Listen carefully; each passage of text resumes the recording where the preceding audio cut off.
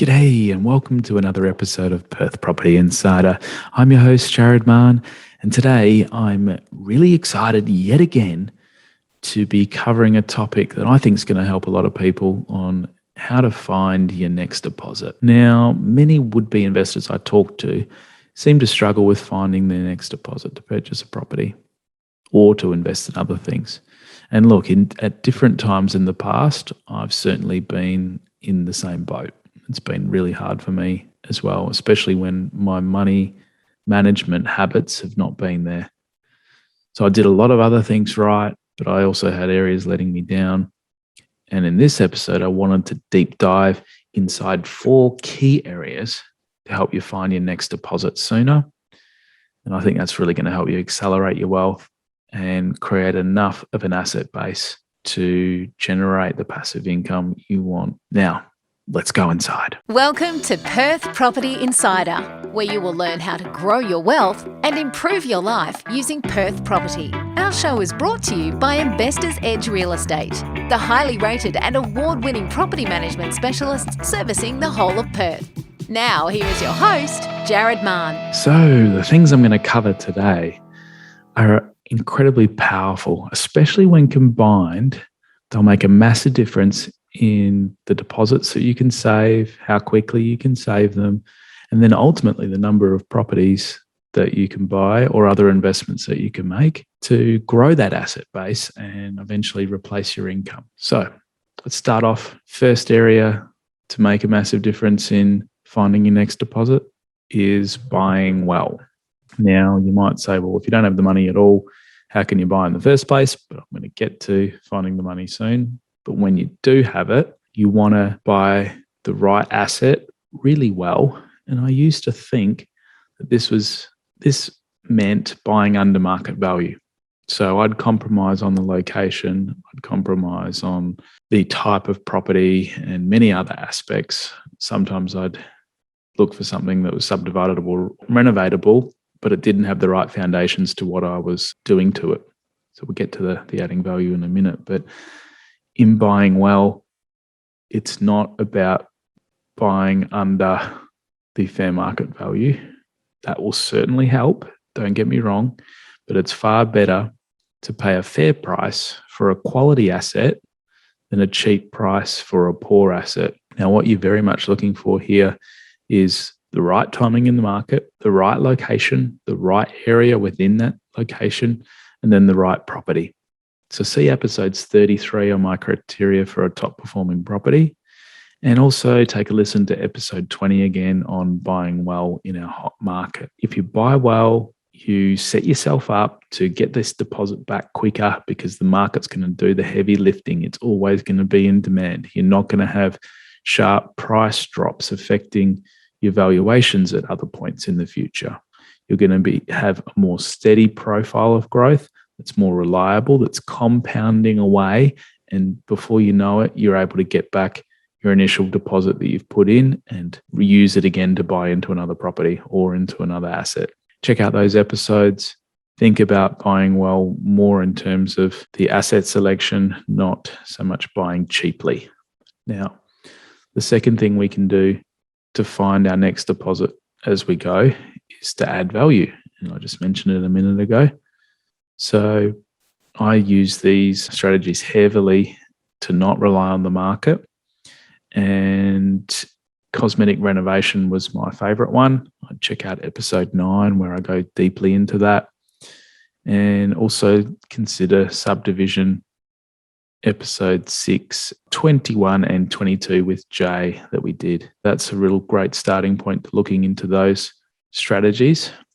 And perhaps you have a property that you've been sitting on at the moment that could use a cosmetic reno or is subdividable. Now's a great time to consider doing those things.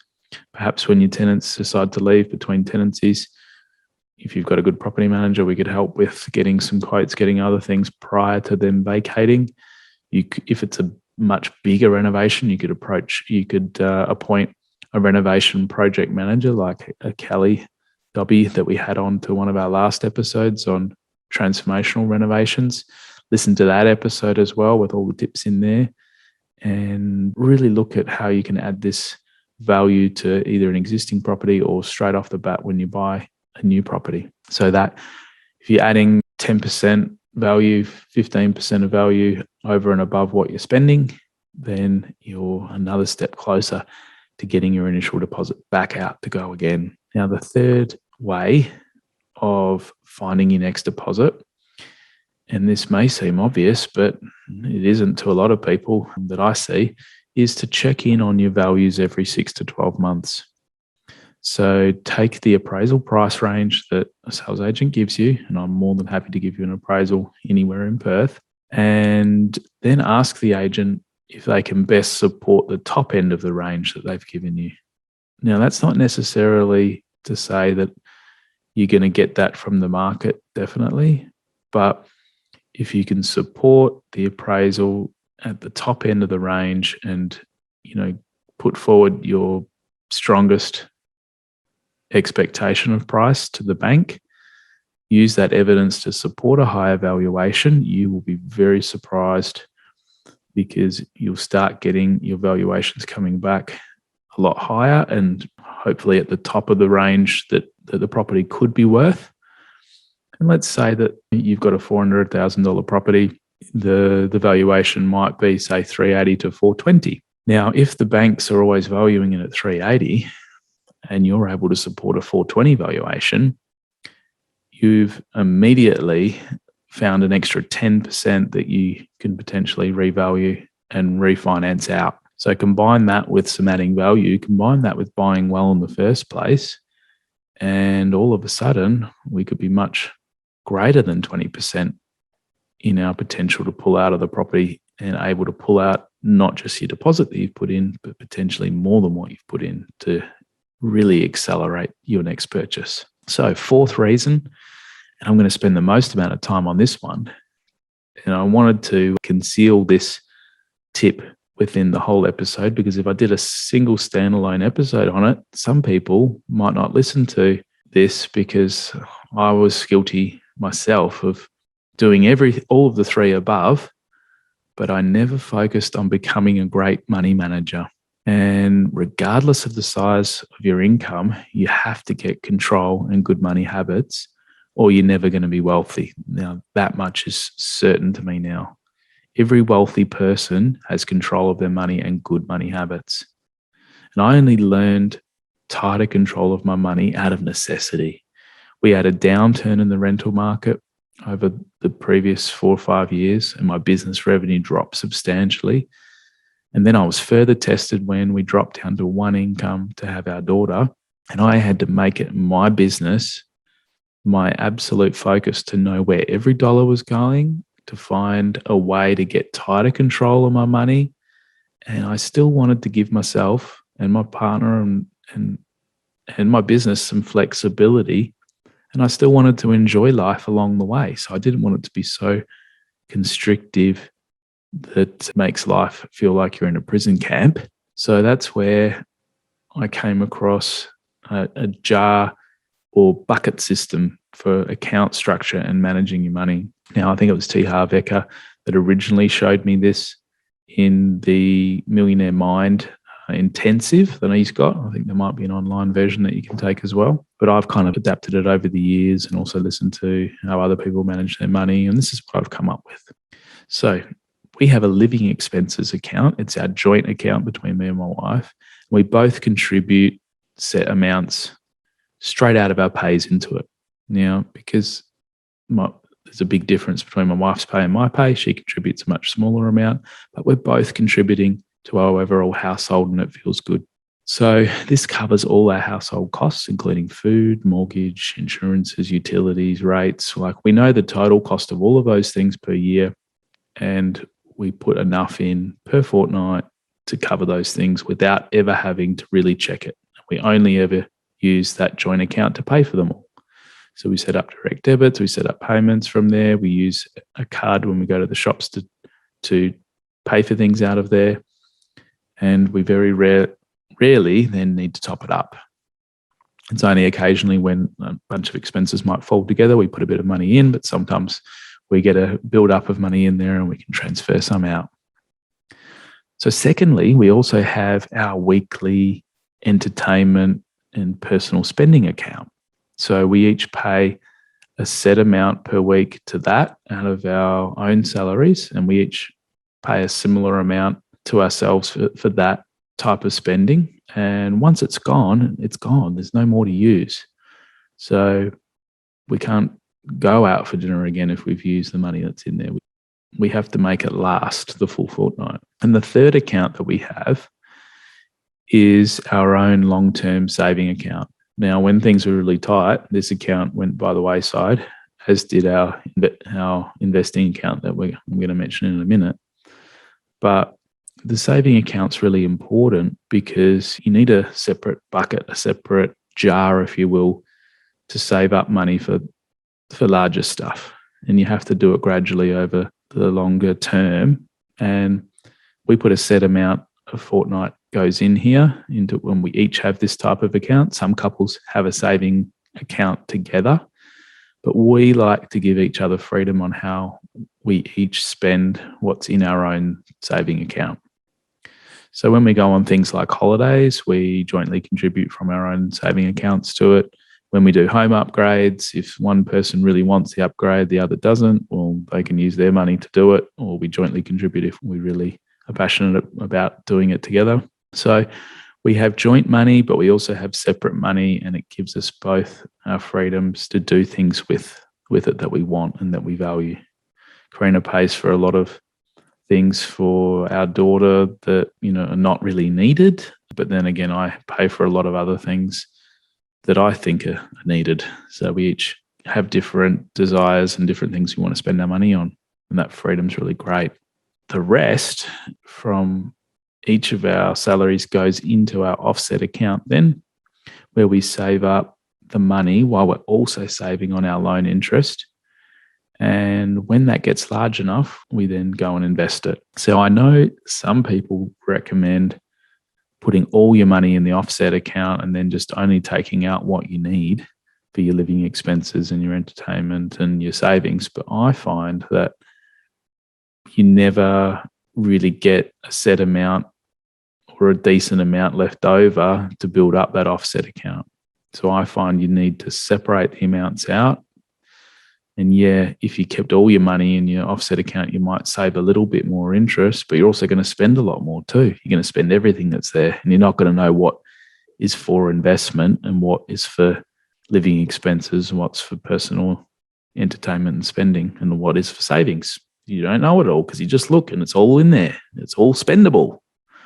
And that's where I think most people get stuck with spending all their money. That you'll be surprised at how quick that offset account can then build up when you're not seeing the money, and you also don't feel guilty about using the money that's in the other accounts because it's for that purpose. And because it's automatically transferred, it just builds up. And before you know it, you've got a decent amount to use in each of in the savings account and in the investment offset account.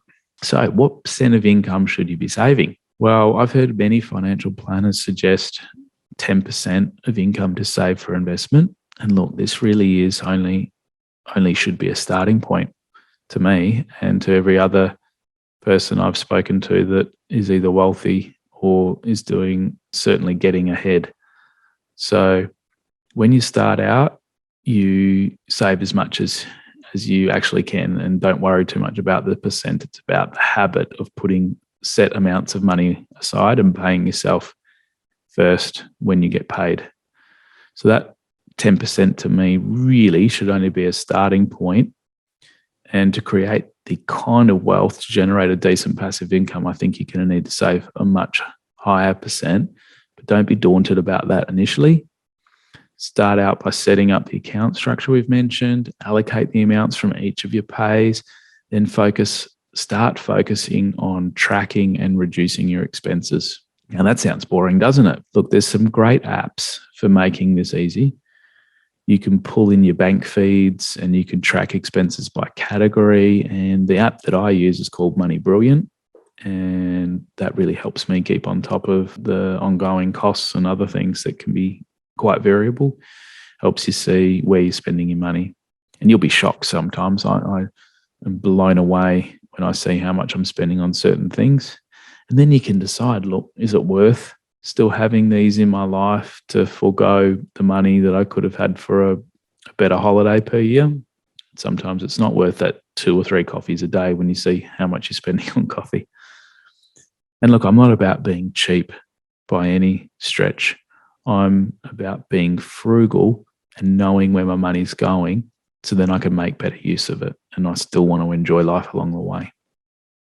So once you get your expenses more under control and you start reducing them, then you can start to focus on finding ways to increase income. So the number one way to do that is to become more valuable to whatever your job or your business is that you're doing. So educate yourself, upskill yourself, level up, become indispensable so that you'll be more valued in the marketplace, either that be by your boss or by your clients, and you'll receive more money. It really is that simple. If you're not getting paid enough, increase your value, up your skills, and you'll ultimately receive that money, or you won't stay working there. You'll find somewhere else to work that will pay you and what you're worth. So all of a sudden, you'll find yourself increasing the percent that you can save each month. And for us, it slowly started creeping up. And because we kept our expenses the same, even when we got pay increases, don't go increasing those reoccurring expenses every time you get a pay increase. And all of a sudden, you'll find that you're at 40%, 50%, and moving the needle up even further. And it'll boggle you as to how much you're able to keep for investment. And that's when finding your next deposit is a hell of a lot easier. And I love the saying, it's not about how much you make, it's about how much you keep and put to investing. So don't be daunted if your income's on the lower side. There's plenty of people that have made it to being financially free with lower incomes. And if you adopt these ways to become a great money manager, you'll make much better use of what you do have. And that's the absolute habit that you need to get down, or you will never be wealthy. So money patterns define ultimately your level of wealth. And what I've seen from the different classes of money, and I'm not making any judgments on people here, is that the poor tend to spend every dollar they make. So they've got as many expenses as they do income, never have enough money aside for investing. And that's why they're going to stay poor ultimately.